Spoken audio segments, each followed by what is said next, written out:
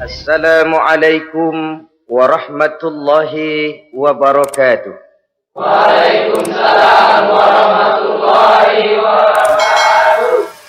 Bismillahirrahmanirrahim. Alhamdulillahi rabbil alamin.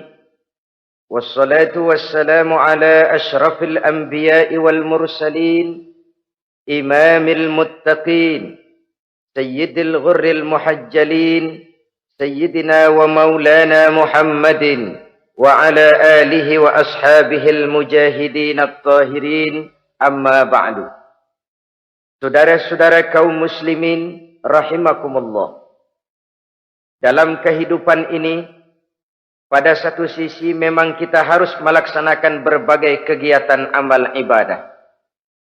Tetapi pada sisi lain, kita juga harus menjaga jangan sampai amal ibadah yang sudah kita kerjakan itu dihancurkan oleh sikap kita sendiri. Bahwa kita sudah sholat, alhamdulillah. Bahwa kita sudah zakat dan memberikan sedekah, syukur. Bahwa kita sudah melaksanakan ibadah haji, thayyib. Apakah dengan demikian amal kita sudah menjadi banyak? Nanti dulu. Jangan berbangga hati dan puas diri. Pada kesempatan yang berbahagia ini, saya ingin menyampaikan satu hadis yang diriwayatkan oleh Imam Ad-Dailami, di mana Rasulullah sallallahu alaihi wasallam pernah bersabda, "Sittatu asya'in tuhbitul a'mal." Ada 6 perkara yang bisa menghancurkan amal yang sudah kita kerjakan. Salat yang sudah kita kerjakan itu, zakat yang sudah kita bayarkan itu, haji yang sudah kita tunaikan itu, bisa dihancurkan oleh 6 perkara ini. Nanti di akhirat, pada saat setiap orang menunggu pahala dari ganjaran amal yang ia kerjakan di dunia ini, kita menanti dan menanti, ya Rabb, mana amal kebaikan saya? Mana pahala kebajikan yang saya lakukan? Hasilnya tidak ada. Amal yang kita kerjakan dihancurkan oleh sifat-sifat yang akan kita kemukakan pada pertemuan kali ini. Yang pertama yang bisa menghancurkan amal adalah al-istighalu bi'uyubil khalqi. Orang yang terlalu sibuk mencari-cari aib dan kekurangan pada diri orang lain. Habis waktunya hanya untuk mengorek-ngorek celah orang, sementara ia lupa pada aib dan celah dirinya sendiri. Sifat seperti ini menghancurkan amal yang sudah kita kerjakan. Sedangkan baginda Nabi mengajarkan, tuba liman syaghalahu aibuhu an uyubin nas. Beruntunglah orang yang kekurangan pada dirinya menyebabkan dia sibuk sampai ia tidak sempat mencari-cari aib dan kekurangan pada diri orang lain. Saudara-saudara kaum muslimin rahimakumullah. Sibuk mencari aib orang tentu bukan dengan tujuan positif. Latar belakangnya kadang-kadang karena jealous, karena hasud, kecemburuan sosial. Sore, pagi, siang, malam kita korek-korek kesalahan orang dengan target hancur martabatnya, jatuh kehormatan dirinya, hilang nama baiknya, dilupakan dan terisolir dari tengah-tengah masyarakat. Perbuatan yang demikian sungguh terlalu amat sangat kejam. Salat kita, puasa kita, haji kita bisa dihancurkan jikalau kita terlalu sibuk mencari-cari aib orang lain. Muslim dengan muslim itu bersaudara. Kalau kita menganggap muslim yang lain adalah saudara kita, maka aibnya adalah aib kita, kekurangannya juga adalah kekurangan kita. Pada saat kita melihat pada dirinya terdapat kekurangan, tugas kitalah menutupi. Ini yang dijamin oleh Nabi, man satara musliman satarahullahu fid dunya wal akhirah. Siapa yang menutupi aib dan celah orang-orang beriman, Allah akan menutupi aib dan celaknya di hari akhirat nanti. Zaman sekarang, zaman gosip. Zaman sekarang, zaman isu. Sehingga hal yang 1 meter pun dapat jadi 5 meter. Yang 5 meter dapat saja menjadi 10 meter. Kita sibuk membumbui hal-hal yang kita tidak tahu duduk perkara yang sebenarnya. Bahkan lebih celaka, kadang-kadang kita malah sok tahu. Memberikan vonis dari sudut pandang kita sendiri. Adalah tidak bijaksana jika kita mengukur baju orang lain dengan badan sendiri. Baju orang lain kita ukur pakai badan kita. Tentu saja enggak pas. Begitulah. Terlalu sibuk mencari-cari aib orang lain, menghancurkan amal ibadah yang sudah kita kerjakan. Na'udzubillah, summa na'udzubillah. Kadang-kadang hadir majelis taklim di pengajian, ngaji setengah jam, ngomongin orang 2 jam setengah. Tekor, defisit, belum bergeser dari majelis taklim. Ini kan penyakit rohani.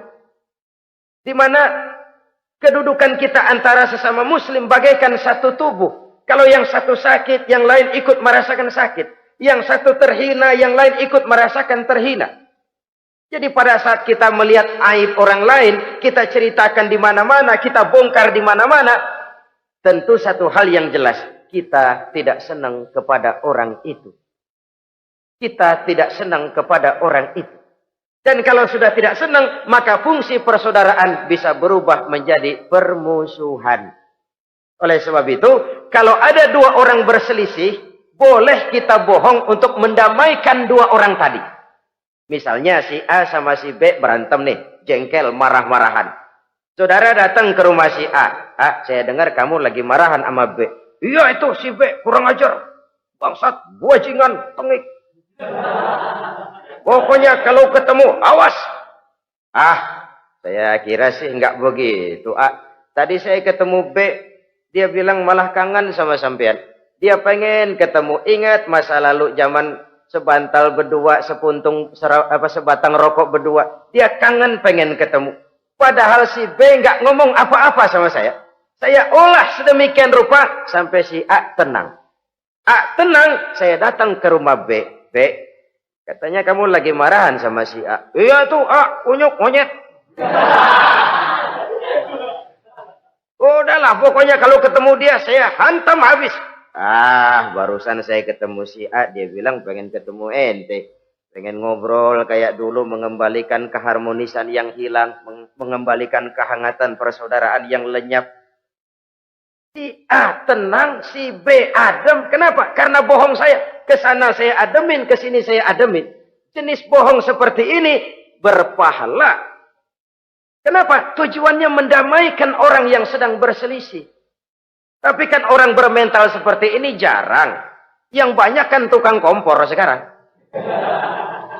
Taruh angetin, sini angetin, murub deh. Datang sama A, lu marahan sama B. Iya, gue kesel banget sama B. Emang? Wow. Diemang-emangin. Oh, udah, pokoknya gue mah kalau jadi elo takut sama si B, gue buka celana, gue pakai rok deh. Si A panas. A panas, datang ke rumah B. Komporin lagi. Dua-duanya panas, koslet, terjadi perkelahian. Biang iblisnya tukang kompornya. Sampai untuk mendamaikan 2 orang yang berselisih. Diizinkan berdusta. Kenapa? Prinsip Islam itu islah. Mencari jalan damai. Bukan mengeruhkan suasana. Inilah realitas di tengah-tengah masyarakat. Enakan ngomporin daripada nyiramin. Enakan manasin daripada mendamaikan 2 orang yang sedang berselisih. Apalagi kalau kita punya kepentingan. Main nimbrung aja kayak toge. Kagak ngerti urusan, nyampur aja nyampur.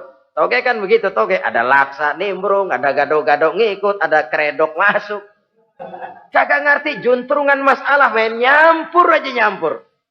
Ini kan tidak objektif namanya. Nah, mental seperti ini, wah, sholatnya khusyuk, zakat bayar, sedekah iya. Tapi kalau suka cari-cari aib orang, jembreng kesalahan orang di mana-mana, sholatnya, puasanya, hajinya bisa dihancurkan oleh mental yang seperti ini.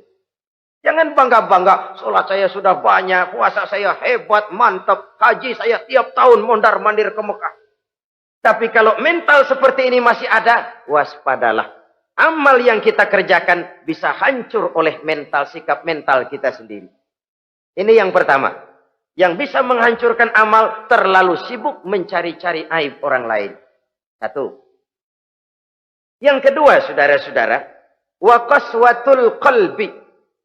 Orang yang hatinya keras, tidak mempan diberikan nasihat.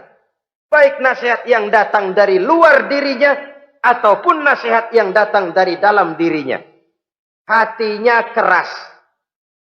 Dikasih muka tembok, kulit badak, kuping kebo. Makhluk apa namanya itu? Wallahu a'lam. Rai gedek. Pantas ya kalau kita lihat sejarah, Islam itu turun di semenanjung Arabia. Sebagai test case. Masyarakat Arab 14 abad yang lalu dikenal keras, kasar, brutal, primitif. Dari berbagai aspek kehidupan. Standar, kalau di tengah masyarakat yang begitu keras Islam berhasil, masyarakat lain lebih mudah masuk. Rasulullah diutus di Cianjur, lalu dakwahnya sukses, saya nggak kagum.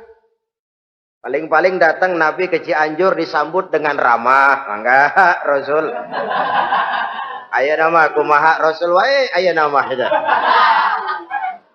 Pasti aman, damai, tidak ada cerita perang.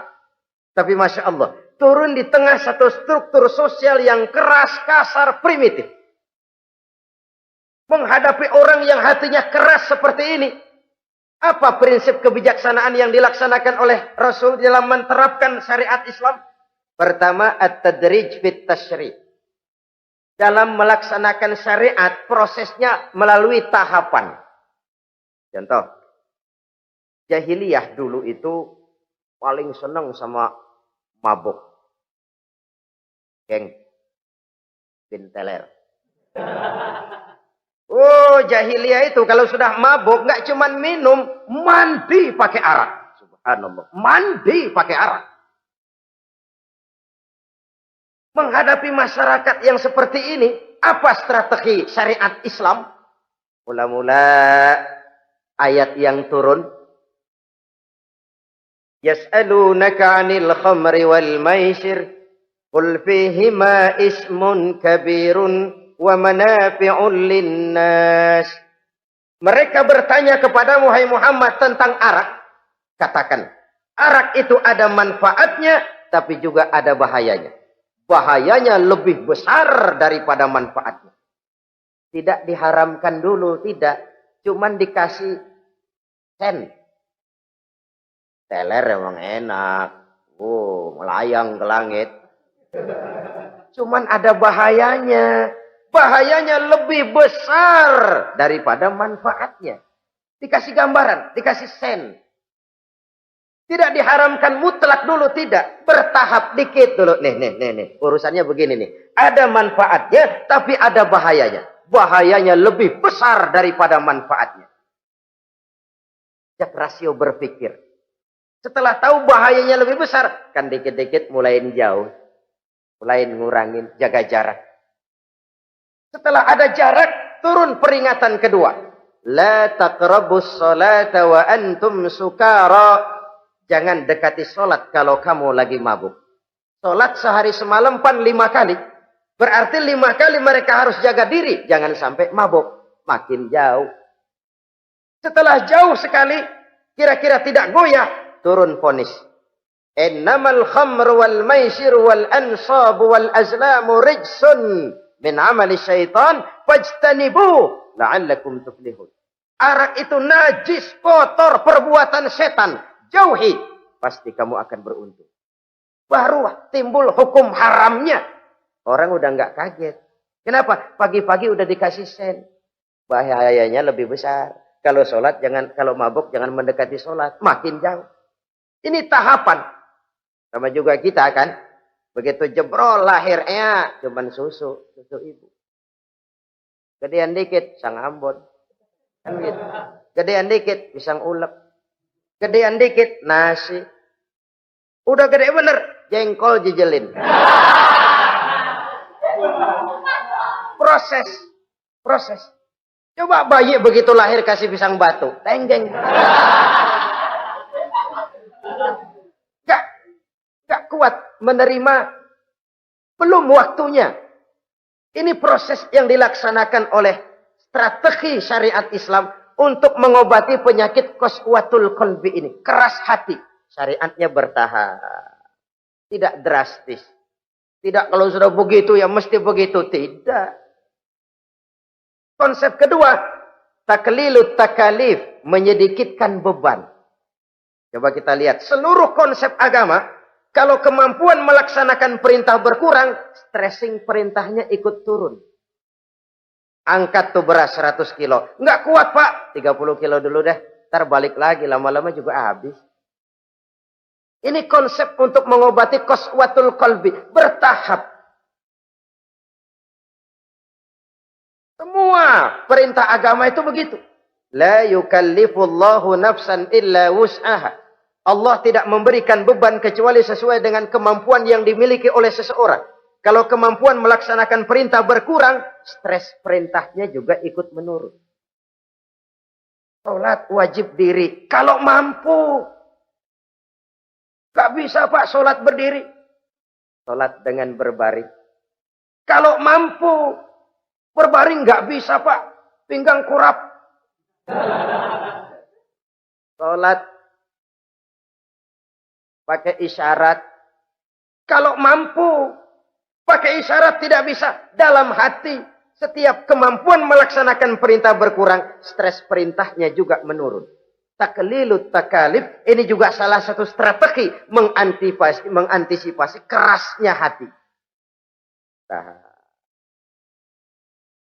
Konsep yang ketiga dari syariat, al-musawat bainan nas fi takalifil ahkam. Persamaan terhadap manusia di dalam berhadapan dengan hukum Allah. Kadang orang yang hatinya keras itu, logikanya jalan, ngukur suasana. Gimana sih lu? Menggerib kagak mau ke masjid? No, yang Pak Haji masih di perapatan. Yang Pak Haji disebut. Itu kan cenderung orang begitu. Kalau dia nyolong ayam, dia tunjuk orang yang nyolong kambing. Ini apologi namanya. Kenapa lu nyolong ayam? No, yang maling kambing urusin, gedean. Apologi. Lah kapan mau beres kalau begitu? Tidak introspeksi, tidak self-correction. Itu apologi. Untuk menutupi kelemahan diri, menunjuk kesalahan orang lain yang lebih besar. Itu kan gak jantan namanya. Apologi. Tidak ada sifat untuk memperbaiki diri sendiri. Karena kecenderungan ini ada, Islam menutupi itu. Dengan apa? Semua manusia sama dalam berhadapan dengan hukum Allah. Gak ada iri hati dalam hukum Islam ini. Salat wajib. Wajib. Bagi siapa? Yang sudah balik dan mampu. Terhadap semua strata. Jenderal wajib, kopral wajib. Apalagi hansip. Tidak ada fasilitas. Wah kamu jenderal nggak apa-apa dah sembahyang setahun 2 kali. Idul Fitri aja Maidul Adha. Enggak tuh. Semua manusia sama dalam berhadapan dengan hukum Allah. Itu yang Nabi ingatkan. Orang-orang sebelum kamu dahulu hancur. Umat-umat sebelum ini rusak binasa. Kenapa? Karena mereka kalau orang kecil berbuat salah. Hukum cepat-cepat ditegakkan. Tapi kalau yang besar berbuat salah. Mereka diam pura-pura tidak tahu. Jadi apa ini? Yang namanya mafia peradilan bukan cuma zaman ayeuna. Sejak zaman sebelum Islam Nabi sudah mengingatkan. Mereka dahulu hancur. Kenapa? Kalau orang kecil berbuat salah, hukum buru-buru ditegakkan. Rame-rame dikeroyokin. Giliran yang gede berbuat salah, diam pura-pura enggak tahu. Hukum pakai pandang bulu. Saudara-saudara kaum muslimin rahimakumullah. Oleh karena itu orang yang keras hati itu bisa merusak amalnya sendiri. Enggak mempan nasihat, rai gedek, muka-muka cuek. Baik nasihat yang dari luar maupun nasihat yang dari dalam enggak mempan. Kan dalam hidup ini ada nasihat dari luar, dari orang lain, bisa dari fenomena kehidupan. Ini juga nasihat. Oh, dia itu kaya tapi pelit. Hatinya begitu ya. Katanya menteleng. Itu kan nasihat. Itu kan nasihat. Oh, dia waktu berkuasa tapi zalim, matinya begitu. Perutnya pancung.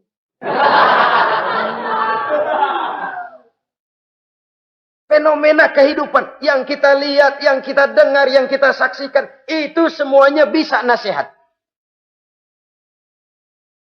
Unzuru kaifa kana akibatul mukadzibin. Lihat kehidupan ini. Dunia ini kan sebuah sekolahan besar. Semua yang kita lihat, kita saksikan, kita pelajari, bisa jadi contoh buat kita. Orang yang bijak, yang bisa mengambil hikmah dari manapun datangnya. Baik dari yang baik, maupun dari yang tidak baik. Saudara-saudara kaum muslimin, rahimakumullah. Nasihat yang datang dari luar. Dari orang atau dari fenomena kehidupan. Atau nasihat yang tumbuh dari dalam diri sendiri. Perubahan organisme tubuh. Itu kan nasihat. Ya Allah. Sekarang cantik jelita. Iya, sedang sweet 17-an. Rambutnya hitam, ikal berderai. Iya, semua memuji. Alisnya katanya laksana semut beriring. Dagunya bak pauh dilayang. Kalau dia senyum, semua orang terpesona. Sekarang 50 tahun yang akan datang, coba senyum, kabur orang. Fenomena kehidupan. Apa yang tidak berakhir? Kenapa harus keras hati? Kita kata kita berkuasa, berapa hari kita punya jabatan? Kita kata kita kaya, berapa banyak harta kita? Kita kata kita alim, kita tahu. Apa yang kita tahu dari semesta jagat raya ini? Lalu apa yang tidak berakhir? Korun yang katanya kaya, mati itu. Fir'aun yang katanya gagah, mati. Napoleon Bonaparte, the Lion of Europe, singa daratan Eropa, mati. Saking matinya, mati.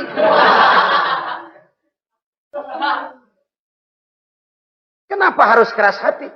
Kenapa tidak melihat perubahan fenomena alam sekitar ini? Apa yang tidak berakhir? Apa yang tidak selesai? Lalu apa yang mau kita sombongkan? Kenapa kita harus keras hati? Sehingga pantas dalam hadis kursi Allah menyatakan al-kibriya'u libasi. Sombong itu pakaianku. Manusia enggak pantas pakai pakaianku. Kegedean. Pakaian Allah mau dipakai. Kalau Allah sombong, udah pantas aja udah. Kenapa? Kagak ada Tuhan lain selain dia. Udah pantas dia nyombong. Kita nyombong apaan? Oleh sebab itu, beruntung orang kalau diberikan hati yang lembut. Mudah menerima kebenaran. Peka terhadap kesulitan orang lain. Ringan tangan memberikan pertolongan buat mereka yang memang memerlukan. Dan enggak semua orang dikasih begitu. Enggak semua orang. Nah ini ya. Umar bin Khattab sikapnya keras. Tapi hatinya gampang menerima kebenaran. Nah lain loh orang kayak begini. Keras sikap boleh keras. Tapi hati mudah menerima kebenaran. Wah, kalau Umar kerasnya kan luar biasa. Tapi hatinya kok gampang menerima kebenaran. Ini hidayah. Coba lihat waktu berita Rasulullah meninggal dunia. Sampaikan oleh para sahabat. Umar jengkel. Cabut pedang. Siapa bilang Muhammad mati, saya tabas batang lehernya. Dia enggak siap menghadapi kenyataan. Emosinya yang jalan, bukan rasionya. Keras. Bilang deh, Muhammad meninggal. Saya tabas batang lehernya. Untung ada Sayyidina Abu Bakar. Beliau tidak bicara langsung, cuma pidato. Ayyuhan nas, man kana ya'budu Muhammadan fa inna Muhammadan qad mata. Wa man kana ya'budu Allah fa inna Allah hayyul la yamut. Hai manusia, siapa yang menyembah Muhammad, Muhammad sudah meninggal. Tapi siapa yang menyembah Allah, Allah maha hidup dan tidak akan pernah mati buat selama-lamanya. Sayyidina Umar tersentak. Subhanallah, saya salah. Bagaimanapun Muhammad hanya seorang manusia.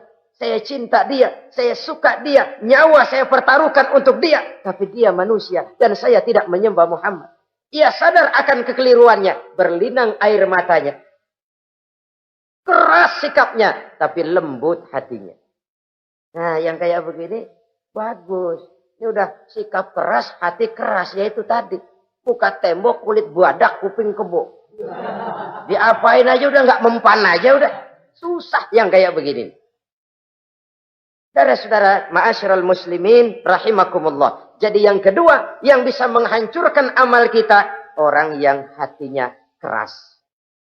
Wah. Yang ketiga sekarang, yang bisa menghancurkan amal kita itu wa hubbud dunya. Orang yang terlalu cinta kepada dunia. Nih, pakai kalimat terlalu ya. Kalau sekadar cinta kepada dunia, why not? Kita cinta anak dan istri, wajar. Kita cinta harta benda, tentu. Kita cinta sanak famili dan seluruh handai tolan, memang. Kita juga cinta kepada bangsa dan tanah air. Itu bagian dari iman, persilahkan. Yang tidak boleh itu kalau sudah pakai kalimat terlalu. Terlalu. Sebab kalau sudah terlalu, itu sudah di luar kontrol. Orang lalu menghalalkan segala cara. Terlalu cinta kepada jabatan. Akhirnya bergeser. Sholat menghadap Allah. Dengar mau pindah jabatan ke tempat kering. Gerasak gerusuk nyari dukun. Ini kan namanya iya kanak budu wa dukun nasta'in. Nggak bisa wong itu satu paket. Kalau iya kana budu wa iya kana nasta'in. Kalau hanya kepadamu ya Allah kami menyembah, hanya kepadamu kami minta tolong. Ini paket, jangan dipisah-pisah. Menyembahnya kepada Allah, minta tolongnya kepada yang lain. Sinkret, bercampur. Iya kalau es campur enak. Tapi kalau agama dicampur dengan yang lain, nggak enak rasanya. Sama juga begini, ada gelas ya. Kalau sepenuhnya diisi bensin, itu ketahuan. Bisa diminum motor. Kalau sepenuhnya diisi air putih, jelas bisa diminum orang. Tapi begitu separuh diisi bensin, separuh diisi air putih, kacau dah. Motor minum, mogok. Orang minum, mabok. Dijual juga nggak laku. Kenapa? Sinkret. Maka Allah pesan, wala talbisul haqqa bil batil. Jangan kau campur aduk yang hak dengan yang batil. Saudara-saudara kaum muslimin rahimakumullah. Begitulah terlalu cinta kepada dunia sering menyebabkan orang out of control. Bergeser dari garis yang telah ditentukan oleh Allah. Apalagi di zaman sekarang ini. Persaingan hidup makin tajam. Tensi ekonomi semakin tinggi. Gaya hidup semakin konsumtif. Sementara lapangan kerja semakin sulit. Orang kadang kehilangan harga diri untuk mencapai sesuatu yang bernama dunia, lalu menghalalkan segala cara. Sebab itu jangan korbankan keabadian akhirat dengan kesenangan dunia yang cuma sebentar ini. Jangan sia-siakan keabadian akhirat dengan kesenangan dunia yang kadang fata morgana ini. Cintailah dunia, tapi sekadarnya saja. Sebagai ladang untuk menanam bagi kepentingan di akhirat nanti.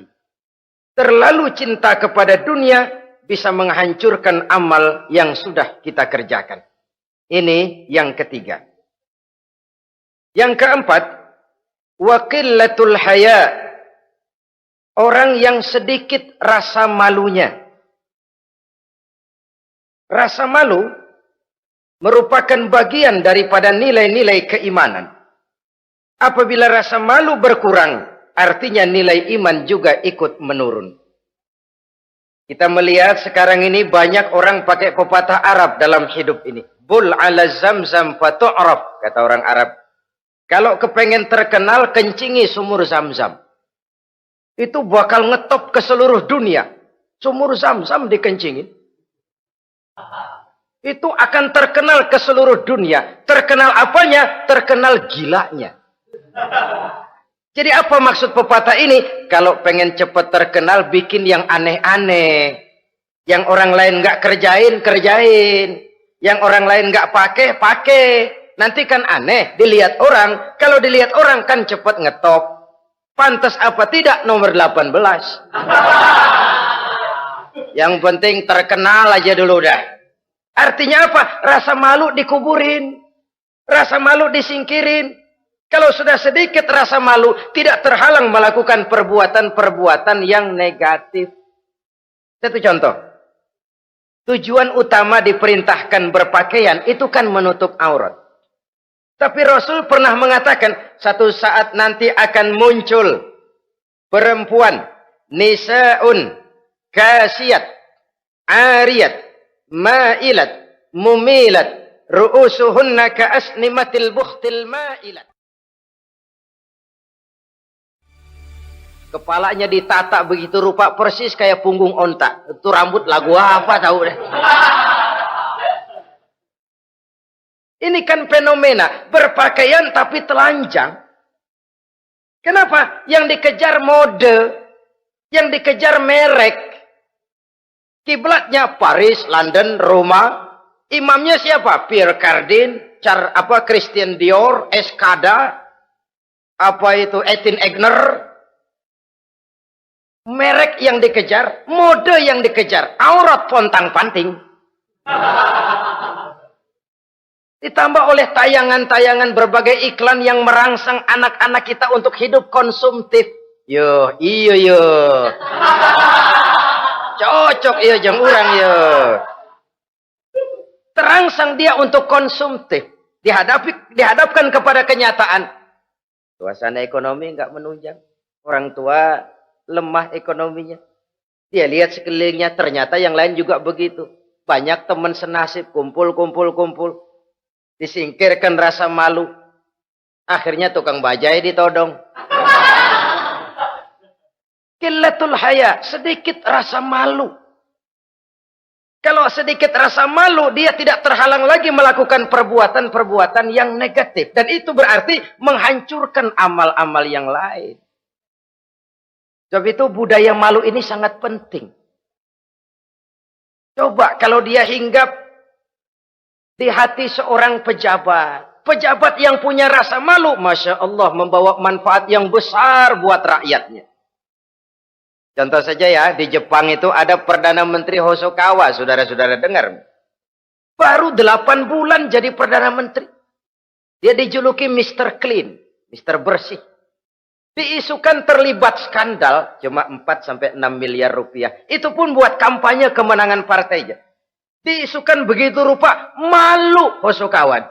Malu mengundurkan diri. Baru 8 bulan jadi Perdana Menteri. Mundur, malu. Padahal Hosokawa nggak kenal ketuhanan yang Maha Esa. Nggak kenal. Tapi budaya malunya luar biasa. Nah kalau sudah pejabat nggak punya malu, habis. Kan sekarang umpamanya nih, ada impres desa tertinggal, disunatin.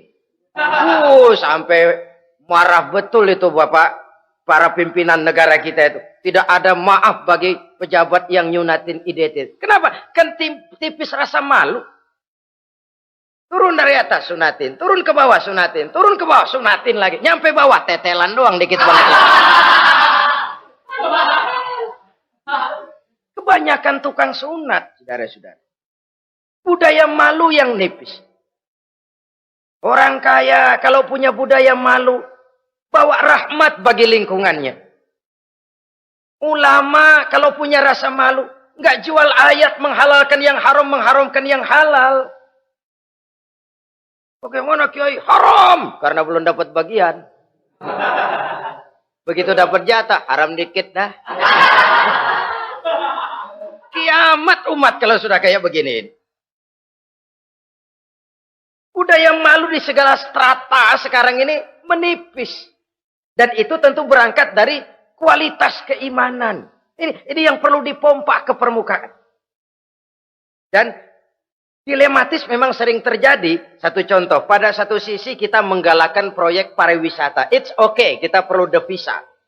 Tapi pada sisi lain kita harus menjaga nilai-nilai luhur dari budaya bangsa kita.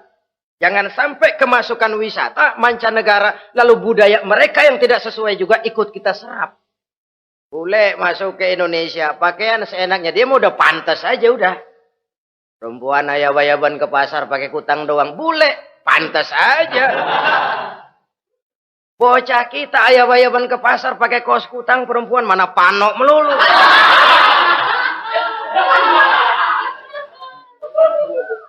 Menipisnya budaya malu. Ada standar bahwa mode hal kedua. Merek apalagi. Yang pertama itu menutup aurat. Dari sisi berpakaian saja. Kalau anak-anak kita diracuni oleh yang namanya mode, diracuni oleh yang namanya merek, dia akan terbuai hidup dalam alam kepalsuan. Sekarang ini hidung pesek bisa dibikin mancung. Kulit keriput jadi kenceng. Operasi plastik. Pada sisi lain pengaruh duit juga luar biasa. Di aki-aki keriput kalau habis gusuran kenceng lagi. Pasaran keras lagi. Oleh sebab itu budaya malu ini perlu kita kembangkan. Supaya di semua strata sosial memiliki budaya yang namanya malu.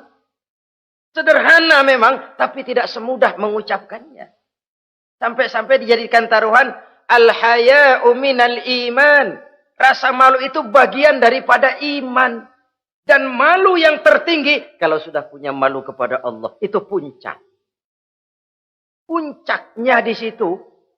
Kalau cuma malu sama mertua, ngaling aja dikit, dia kagak tahu deh. Kalau cuma malu kepada petugas keamanan, terlalu banyak tempat yang mereka nggak lihat. Tapi kalau sudah budaya malu kepada Allah, tidak sejengkal tanah pun terhalang dari pengetahuan Allah. Ini nantinya juga punya pengaruh sosial. Sosial kontrol sekarang juga sudah renggang. Dulu kalau ada hal yang dianggap aib, satu kampung tahu.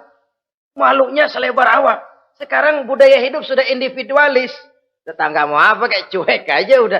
Akhirnya orang anteng. Lah nggak apa-apa ini dah, tenang aja dah, besok begitu aja lagi. Sosial kontrol juga sudah agak renggang sekarang ini. Kalau dulu orang punya rasa sosial kontrol yang begitu dekat. Oleh sebab itu, budaya malu merupakan bagian daripada iman. Orang yang sedikit rasa malunya bisa lepas kontrol. Kalau dia sudah lepas kontrol, dia bisa melakukan hal-hal yang merusak amal perbuatannya sendiri. Oleh karena itu, pada pertemuan kali ini, saya juga mengajak, mari kita tumbuh kembangkan budaya malu ini. Saudara-saudara kaum muslimin, rahimakumullah. Yang kelima, yang bisa menghancurkan amal kita, watulul amal. Orang yang terlalu panjang angan-angannya. Hidup dalam bayangan. Kakinya tercabut dari alam realitas. Mengharap burung terbang tinggi, tapi punai di tangan cepat-cepat dilepas. Akhirnya burung di tangan terlepas, punai juga tidak datang. Terlalu panjang angan-angan. Hidup cuma nunggu keajaiban. Yang diwiridin jikalau. Orang sudah kemana-mana dia masih anteng. Jikalau andai kata umpama misalnya. Islam bukan agama orang pemalas yang selesai sholat lalu berpangku tangan. Ada orang yang cuma sujud saja rezekinya mengalir. Ada. Ada orang yang cuma munajat di keheningan malam. Rezekinya mengucur. Ada. Tapi kan bukan kelas kita. Itu kelas antara dia dengan Allah, tidak ada jarak lagi. Orang-orang yang batinnya bersih. Doanya didengar. Permohonannya dikabulkan. Permintaannya cash. Kalau kita bisa bayang cuma nada doang. Nggak mau usaha. Paling banter orang undang tahlil kita. Sebesek campur geretan. Udah. Kita ini tahap yang bekerja, berusaha, berdoa, tawakal.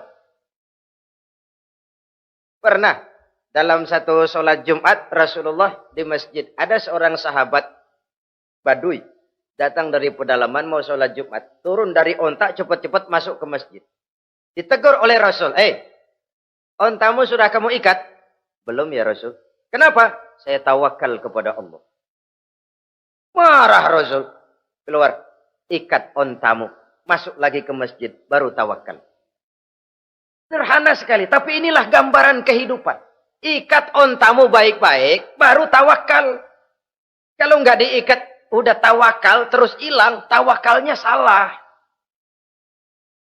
Sudah diikat rapi-rapi. Masih hilang juga. Nah tawakalnya benar. Sudah usaha. Sudah ikhtiar. Toh hilang juga. Gambarannya sederhana. Ikat ontamu baik-baik. Lalu masuk ke masjid. Barulah engkau bertawakal. Jangan onta dibiarin keliaran lalu tawakal. Tawakalnya yang salah. Saudara-saudara kaum muslimin rahimakumullah. Islam mengajarkan keseimbangan. Kita wajib berusaha. Tapi tidak wajib untuk berhasil. Hasil itu hak prerogatifnya Allah. Berusahalah sebagaimana harusnya di satu sisi. Tapi minta tolonglah kepada Allah di sisi lain. Ada keseimbangan. Orang yang terlalu panjang angan-angannya biasanya malas bekerja. Terangsang ngejar kerjaan yang gede, yang kecil kagak dikerjain.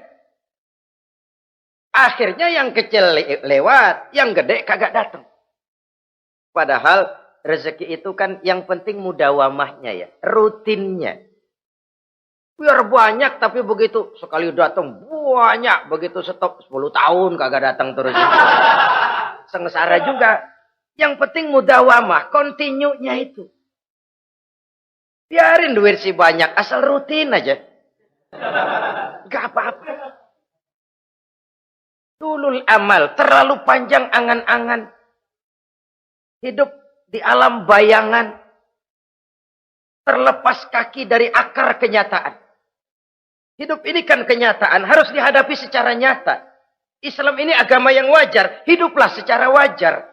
Jangan melakukan sesuatu yang memang bukan makom kita di situ. Artinya apa? Kalau memang kita cangkir, lalu minta air seember, kan lebihnya mubazir. Cangkir, minta air diisiin seember. Buat apa lebihnya? Bukan makom kita. Jangan tercabut dari akar kenyataan. Siapa sih kita ini? Jangan ibadah baru ala kadarnya, sikap udah kayak wali. Iyalah kalau wali cuma sujud, permohonannya makbul. Kenapa? Dia dengan Allah itu nggak ada jarak.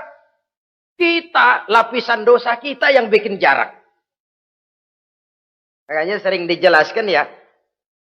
Kalau ada hadis, siapa yang baca Bismillahirrahmanirrahim, dia lewat di atas air, beku itu air, dia bisa jalan di atas air. Bismillah saja bisa jalan di air.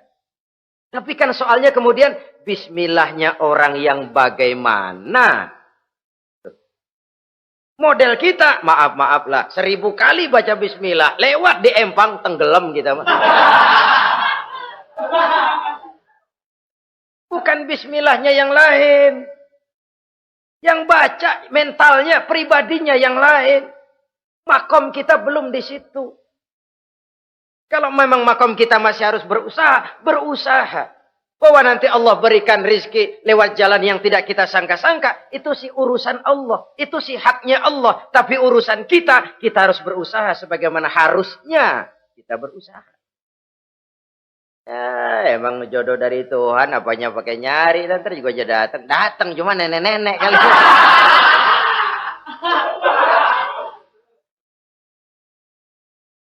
Bekerja, berusaha. Jangan terlalu panjang angan-angan. Hiduplah secara nyata, apa adanya, yang wajar-wajar saja.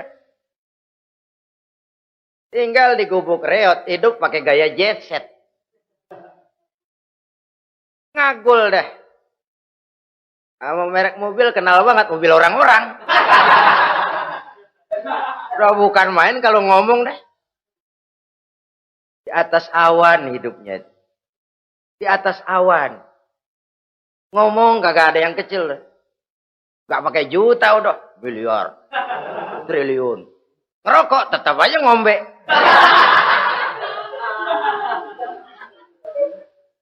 Silahkan mengharap burung terbang tinggi. Tapi punai di tangan jangan dilepas. Realitas apa? Idealisme boleh terbang setinggi langit. Tapi kaki tetap berpijak di alam realitas. Ayo kita ngambil contoh dari Rasulullah Sallallahu Alaihi Wasallam. Rasulullah itu kan dikasih mukjizat. Fasilitas. Tapi nggak ngandelin. Buktinya apa? Nabi hijrah ke Madinah. Itu kan manusia. Posisi kita terjepit. Ayo hijrah, hijrah, berangkat. Gak ngandelin Tuhan. Pojokin nih, dikepung. Kirim dah apaan kayak biar pada mampus nih orang ini. Enggak tuh. Enggak. Walaupun beliau punya mukjizat. Tapi enggak ngandeli. Kenapa kita enggak lihat itu? Perang Uhud kalah. Kalah. Berlumur darah dari kakinya yang mulia itu.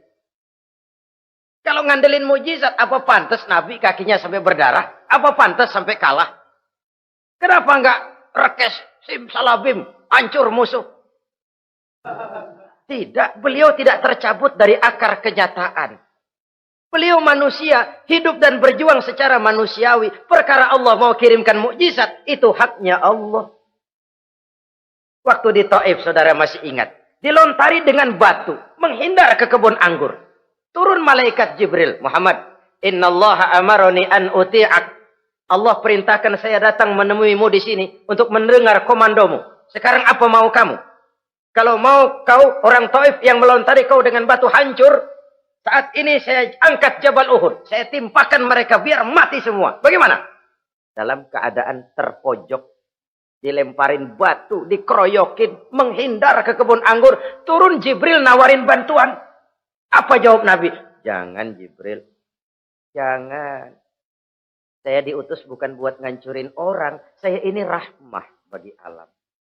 Tapi kamu disambitin. Biarin. Saya berjuang jangka panjang Jibril. Kalau sekarang mereka ingkar. Barangkali nanti anak-anaknya mau beriman. Saya tungguin anak. Kalau anaknya kafir lagi Muhammad. Cucunya. Oh susah Muhammad susah. Kenapa? Bagaimana bapak begitu anak? Gak begitu. Lalu mau kamu apa? Saya mendoakan mereka. Allahumma hdi qaumi fa innahum la ya'lamun. Ya Allah, berikan hidayah kepada mereka yang nyambitin saya. Karena mereka enggak tahu. Disambitin berdarah, yang nyambitin didoakan.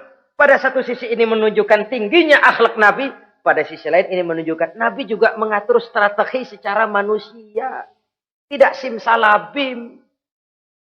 Tidak tercabut dari akar kenyataan. Padahal kita kalau lagi kepepet ada yang nolongin, kan demen banget.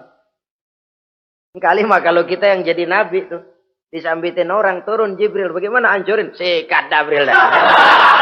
Habisin aja, habisin. Hijrah ini usaha ikhtiar manusiawi. Perang kalah manusiawi. Putra tercinta wafat, berlinang air mata, manusiawi. Sakit, manusiawi. Padahal punya mukjizat. Tapi nggak ngandelin. Semua nabi juga gitu. Nabi Musa dikasih tongkat. Tapi berapa kali tuh tongkat dipakai? Waktu ngelawan tukang sihir. Waktu nyebrang di Lautan Merah. Itu aja. Selebihnya Nabi Musa berjuang secara manusia, berusaha. Gak mentang-mentang punya mukjizat tongkat tiap dapat kesulitan. Awas tongkat.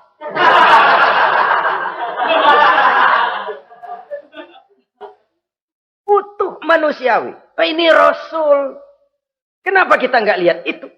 Kenapa kita lalu tercabut dari akar kenyataan dan hidup dalam khayalan? Sampai-sampai di satu anekdot yang menyentuh. Sekarang ini akibat tayangan-tayangan televisi begitu rupa. Ada seorang bapak ditanya sama anaknya. Pak, Tuhan sama Batman kuatan mana sih?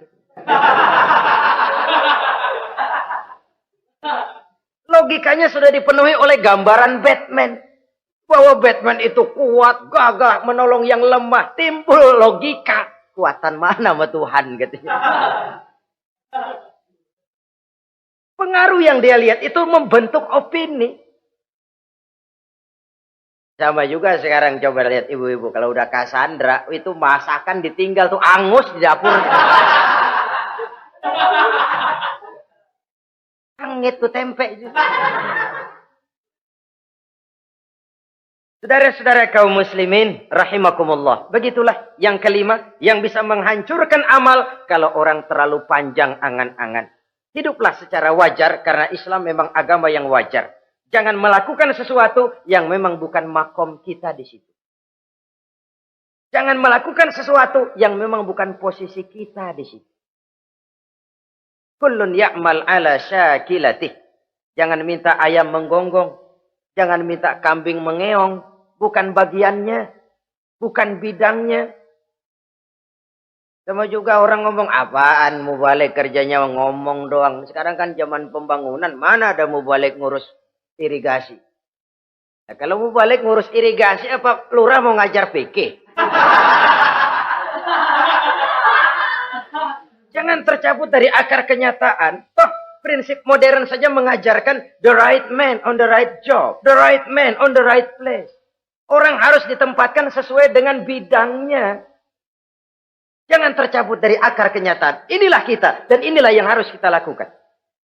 Hidup ini kenyataan. Hadapilah secara nyata. Perkara Allah mau membuat yang lain, itu hak prerogatif Allah. Bukan urusan kita. Yang terakhir saudara, yang keenam yang bisa menghancurkan amal kita, wa zalimun la yantahi. Perbuatan zalim yang tidak sanggup dihentikan. Zalim kepada Allah, zalim kepada makhluk, atau zalim kepada diri sendiri. Ada orang zalim kepada Allah.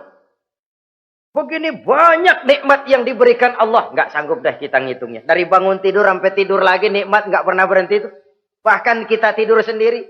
Sadar nggak kita waktu tidur nggak berdaya? Coba ketika kita ngorok pulas, andai kata kecoa 16 masuk ke kuping kita.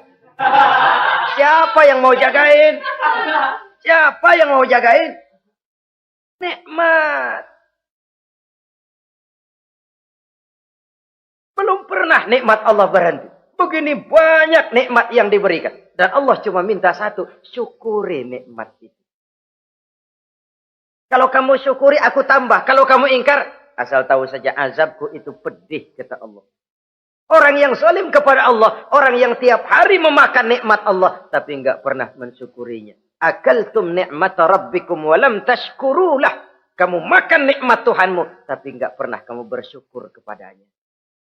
Itu zalim kepada Allah. Pak, dalam hidup ini kan kita dikasih waktu 24 jam sehari semalam. Sehari semalam, 24 jam. 24 jam itu Allah kan nggak minta semua. 5 waktu saja kau lapor kepadaku. Sholat. Sholat kalau bagus, 10 menit kan. Aroda tuh sholat bagus. Kilat, 5 menit dah. Kilat khusus, 2 menit. Cepet dia nggak pakai perangko. Taruhlah yang menengah kita ambil 5 menit. Kalau 5 waktu, 5 kali 25, 5 kali 5 berarti 25 menit untuk lapor. Hei manusia, aku kasih kau hidup 24 jam. 25 menit kau lapor. Banyak yang berat. Padahal sisanya masih 23 jam, 35 menit. Buah gambaran ini. Zalim kepada Allah. Padahal zalim kepada Allah yang rugi bukan Allah. Se-ASEAN tidak ada yang sujud. Apa Allah tekor? Apa Allah lalu berhenti jadi Tuhan? Apa Allah lalu jadi lemah? Tidak. Zalim kepada Allah artinya juga zalim kepada diri sendiri. Lalu zalim kepada sesama makhluk. Kadang tidak kita sengaja. Karena itu dalam Islam tidak ada kebebasan mandiri. Ya contohnya ya. Kita beli radio. Kita setel di rumah kita sekeras-kerasnya. Terus dalam hati nih. Radio gue. Beli gue, pakai duit gue. Gue setel di rumah gue. Sekeras-kerasnya urusan apa sama orang. Kata kita. Tetangga kita kan boleh juga ngomong begitu. Mata gue. Yang ngantuk gue. Gue tidur di kamar gue. Ngapa suara radio lu masuk kemari? Ini kebebasan saya nyetel radio. Dibatasi oleh kebebasan tetangga saya yang mau tidur. Kalau saya perturutkan nafsu saya sudah zalim kepada dia. Zalim kepada orang lain. Dan yang banyak tidak kita sadari, zalim kepada diri sendiri. Membiarkan diri hanyut dalam munkarat dan tanpa ada usaha untuk menghentikannya. Tidak ada orang yang bisa mencelakakan diri kita terus menerus kalau bukan diri kita sendiri. Tidak ada yang bisa menyelamatkan diri kita kalau bukan kemauan kita yang tinggi untuk menyelamatkannya. Allah sudah ciptakan kita dalam bentuk yang paling mulia. Fi ahsani taqwim. Dari sekian banyak makhluk yang diciptakan Allah, tidak ada yang sekomplit, seindah, secantik manusia. Ini harus dijaga. Jangan posisi yang sudah tinggi ini kita rendahkan sendiri. Fi ahsani taqwim posisi kita. Tapi kita rendahkan, kita kembali asfala safilin. Posisi yang paling rendah, kita zalimi diri kita sendiri. Karena itu, zalim kepada Allah, zalim kepada orang lain, zalim kepada diri sendiri, akarnya sama, mendatangkan kerugian. Dan bisa merusak amal yang sudah kita kerjakan. Oleh karena itu, mari sama-sama kita berusaha. Pada satu sisi kita melaksanakan amal ibadah sebagaimana yang seharusnya, tapi pada sisi lain kita menjaga nilai-nilai ibadah. Jangan sampai hancur oleh perbuatan kita sendiri. Sekianlah jumpa kita kali ini. Insya Allah kita lanjutkan di lain kesempatan. Terima kasih atas segala perhatian. Mohon maaf atas segala kekurangan. Usikum wa nafsi bitaqwallah. Wassalamualaikum warahmatullahi wabarakatuh.